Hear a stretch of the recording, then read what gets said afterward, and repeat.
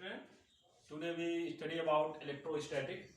ठीक, आज हम क्लास 12 का फर्स्ट चैप्टर कवर करने जा रहे हैं, जिसमें अभी हम जो चीज कवर करेंगे वो अबाउट व्हाट इज इलेक्ट्रोस्टैटिक और फ्रिक्शनल इलेक्ट्रिसिटी और electronic theory of frictional electricity. ठीक, इस वीडियो में हम ये चीज कवर करने जा रहे हैं। अच्छा, what is the meaning of electrostatic? Basically electrostatic word makes by two words. ठीक, first is electro and second is static. ठीक, electro means charge, electro मतलब charge and static means rest. ठीक, rest मतलब विश्राम। ठीक, जब आपका चार्ज किस पोजीशन पे हो? रेस्ट पोजीशन पे। जब आपका चार्ज रेस्ट पोजीशन पे हो, उस चार्ज की स्टडी की जाए तो वो स्टडी किस ब्रांच में आती है? इलेक्ट्रोस्टैटिक ब्रांच में। अच्छा, बेसिकली इलेक्ट्रोस्टैटिक किस ब्रांच में आती है? इलेक्ट्रोस्टैटिक्स जो आती है वो ब्रांच है इलेक्ट्रोमैग्नेटिज्म की। किसकी ब्रांच है? इलेक्ट्रोमैग्नेटिज्म। और इलेक्ट्रोमैग्नेटिज्म की दो ब्रांचेस, दूसरा जो है वो है आपका इलेक्ट्रोस्टैटिक। ठीक, इलेक्ट्रोस्टैटिक जब चार्ज की स्टडी की जाए उसके रेस्ट पोजीशन पे तो वो आएगी इलेक्ट्रोस्टैटिक में वो स्टडी। और जब चार्ज की स्टडी इन द मोशन में की जाए, मतलब कि जब आपका चार्ज किसमें हो? मोशन में हो, तब चार्ज की स्टडी की जाए वो आएगी आपकी इलेक्ट्रोडायनेमिक। ठीक, अच्छा, इलेक्ट्रोस्टैटिक में आपके electric field, electric potential, capacitor, ये सारी चीजें आती हैं। और इलेक्ट्रोडायनेमिक्स में जो आती हैं वो आपका मैग्नेटिक फील्ड, ठीक, और आपका इलेक्ट्रोमैग्नेटिक इंडक्शन, अल्टरनेटिंग करंट। ठीक, जैसा कि आप जानते हैं व्हाट इज करंट, आपने क्लास 10 में पढ़ा होगा।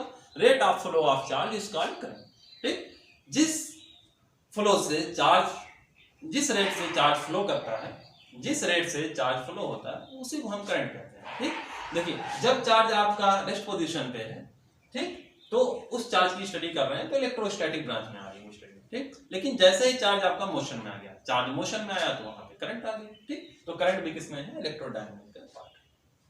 अच्छा, अब इलेक्ट्रोस्टैटिक में जो पहली चीज हम कवर करेंगे इस वीडियो में वो है फ्रिक्शनल इलेक्ट्रिसिटी। क्या है? Frictional electricity.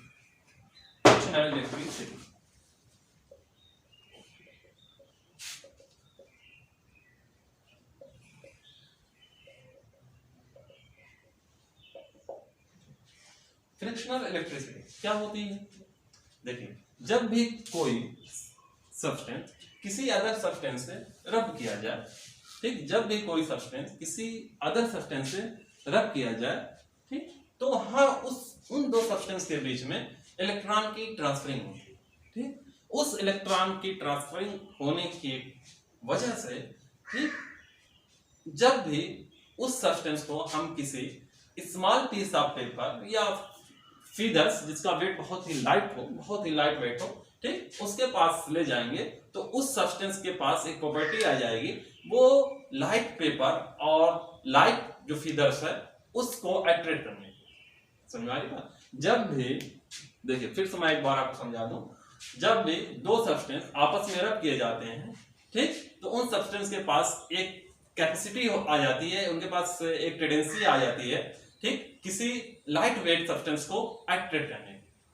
ठीक, why? Due to transferring of electron. जब भी हम दो सब्सटेंस को रब करते हैं तो उन सब्सटेंस के बीच में क्या होती है? इलेक्ट्रॉन की ट्रांसफरिंग होती है। ठीक, ठीक, तो अब जो सब्सटेंस के पास जो प्रॉपर्टीज आई अदर सब्सटेंस को अट्रैक्ट करने की, वो ड्यू टू इलेक्ट्रिसिटी। किसकी वजह से? इलेक्ट्रिसिटी। और वो जो इलेक्ट्रिसिटी प्रोड्यूस हुई किसकी वजह से? रबिंग की वजह से। रबिंग मींस फ्रिक्शन की वजह से, इसलिए वो इलेक्ट्रिसिटी कहलाएगी फ्रिक्शनल इलेक्ट्रिसिटी। ठीक, जैसा कि अगर हम गिलास रॉड एक गिलास रॉड लें और उसको रब करें, किससे? सिल्क क्लॉथ जो होना चाहिए वो सिल्क का होना चाहिए। ठीक, उसके बाद उस गिलास रॉड को हम एक स्मॉल पीस ऑफ पेपर या फीदर्स के पास ले जाए तो आप देखिएगा उसमें कि वो गिलास रॉड क्या करेगा? उस स्मॉल पीस ऑफ पेपर या फीदर जो बहुत ही लाइट वेट का है उसको अट्रैक्ट करेगा। ठीक, क्योंकि जो गिलास रॉड है उसमें, ग्लास रॉड जो है उसको आपने रब किया है सिल्क क्लॉथ से, जिसकी वजह से उसमें इलेक्ट्रॉन की ट्रांसफरिंग हुई है।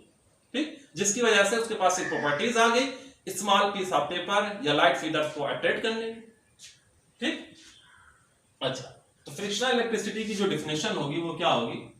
Any substance and electricity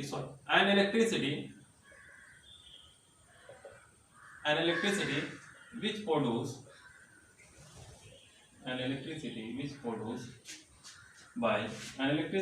produce by rubbing of substance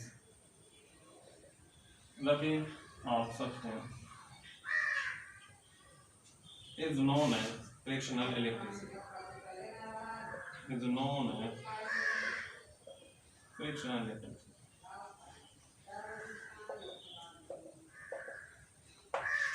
ठीक है स्टूडेंट। अच्छा, अब देखिए एक चीज आप हमेशा याद रखिए, नोट करके लिख लीजिएगा ये चीज। वो चीज ये है कि ड्यूरिंग फ्रिक्शनल इलेक्ट्रिसिटी, ठीक, फ्रिक्शनल इलेक्ट्रिसिटी के दौरान, ठीक, सिर्फ इलेक्ट्रॉन की ट्रांसफरिंग होती है। सब्सटेंस जो मेटल्स होते हैं, ठीक, उनमें सिर्फ इलेक्ट्रॉन की ट्रांसफरिंग होती है, ना कि प्रोटॉन। ठीक, फ्रिक्शनल इलेक्ट्रिसिटी प्रोटॉन के ट्रांसफर होने की वजह से नहीं प्रोड्यूस होती, सिर्फ इलेक्ट्रॉन की ट्रांसफरिंग की वजह से प्रोड्यूस होती है। ठीक, तो जो दूसरा पॉइंट नोट करके लिखिएगा वो ये है, frictional electricity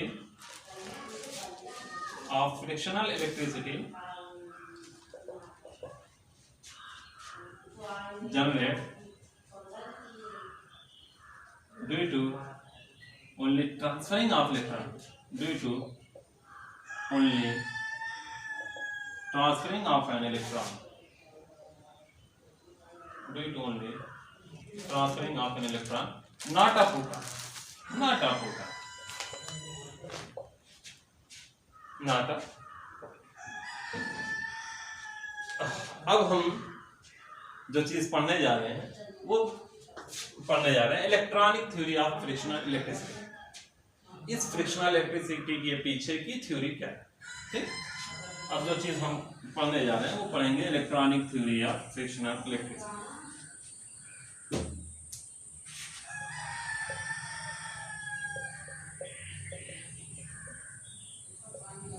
electronic theory of frictional. अब इस थ्योरी में क्या पढ़ेंगे? Electronic theory of frictional electricity. अब हम जो पढ़ेंगे वो पढ़ेंगे electronic theory of frictional electricity. ठीक, जैसा कि हम जानते हैं every matter is made up of atom. ठीक, मैटर जो है वो एटम से बने हैं, और एटम्स क्या है? Atom is a neutral particle. ठीक, एटम्स के अंदर जो होते हैं वो क्या होते हैं? एक न्यूक्लियस पाई जाती है। ठीक, उसके सेंटर पे एक न्यूक्लियस होता है, ठीक, जिसमें क्या होते हैं? आपके प्रोटॉन होते हैं, न्यूट्रॉन होते हैं, ये आपके एलिमेंट्री पार्टिकल्स होते हैं। और एटम के न्यूक्लियस की चारों तरफ एक ऑर्बिट होती है, ठीक, जिसमें आपके क्या होते हैं? इलेक्ट्रॉन होते हैं। क्या होते हैं? इलेक्ट्रॉन।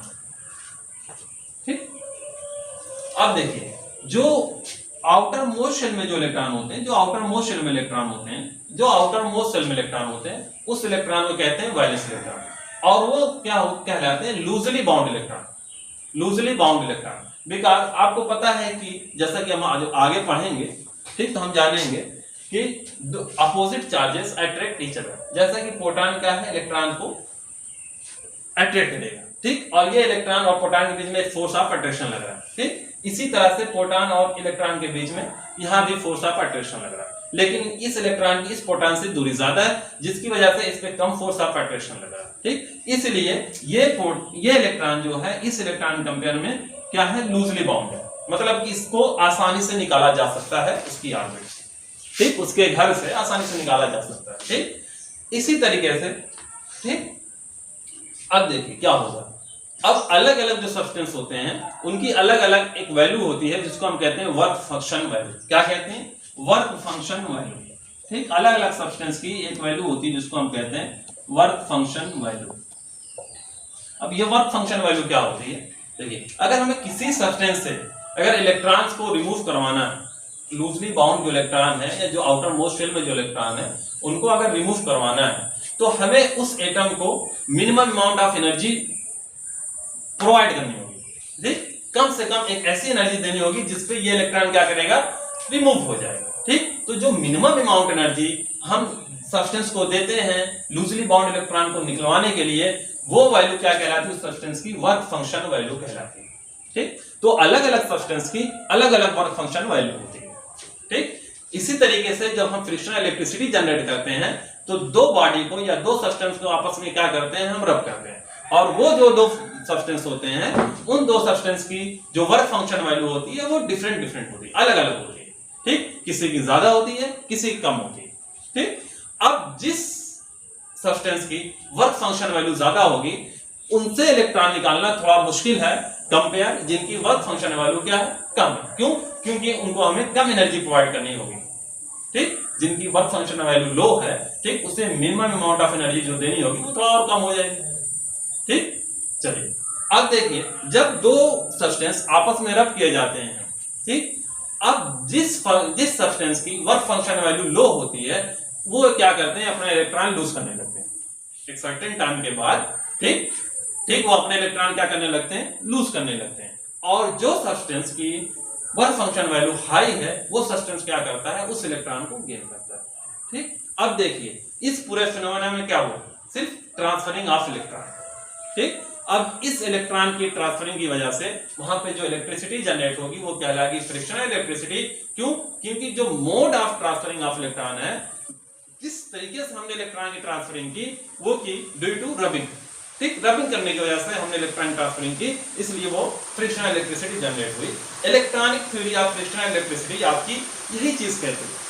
ठीक, कहती यह है कि हाई वर्क फंक्शन वैल्यू के जो सब्सटेंस होते हैं वो इलेक्ट्रॉन गेन करते हैं, और जो लो वर्क फंक्शन वैल्यू के जो सब्सटेंस होते हैं जिनकी वर्क फंक्शन वैल्यू लो होती है, कम होती है, वो इलेक्ट्रॉन लूज करते हैं।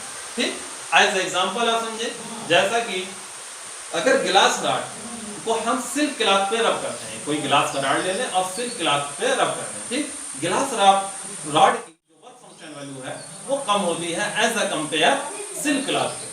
ठीक, तो जब हम रबिंग करते हैं तो गिलास रॉड पे पॉजिटिव चार्ज डेवलप हो जाता है और सिल्क क्लॉथ पे नेगेटिव चार्ज डेवलप हो जाता है। वो इसका काज यही है कि गिलास रॉड क्या किया? इलेक्ट्रॉन लूज किया due to low work function value, और सिल्क क्लॉथ इलेक्ट्रॉन गेन किया due to high work function value compare glass rod. ठीक, तो दो सब्सटेंस के बीच जो इलेक्ट्रॉन की ट्रांसफरिंग होती है ड्यू टू रबिंग वो इसी कॉज से होती है। ठीक, इसी मोड से होती है। समझ आई बात? तो electronic theory of frictional electricity का ये एक्सप्लेनेशन था। आई होप आपने समझ लिया होगा बहुत ही आसान तरीके से। ठीक, चलिए आज की वीडियो सिर्फ हम इतना ही अपलोड कर रहे हैं। अब जो नेक्स्ट वीडियो हम अपलोड करेंगे उस वीडियो में हम जानेंगे व्हाट इज अ चार्ज की प्रॉपर्टी। ठीक, टाइप्स ऑफ चार्ज। ठीक, और फिर जो नेक्स्ट वीडियो अपलोड करेंगे उसमें हम न्यूमेरिकल सॉल्व करेंगे। ठीक, बेसिकली हम पूरी आपकी क्लास 12 फिजिक्स क्या करेंगे? अपलोड करेंगे।